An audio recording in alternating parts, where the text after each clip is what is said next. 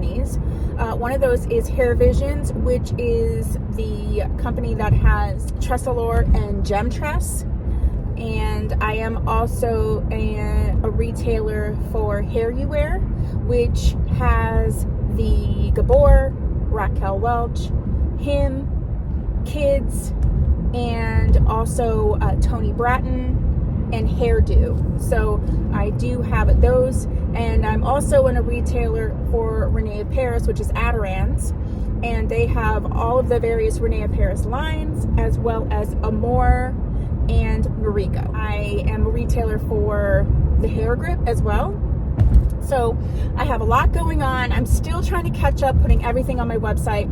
You can always message me to order any particular wig that you're looking for, but I'm getting my website caught up because this really has changed everything.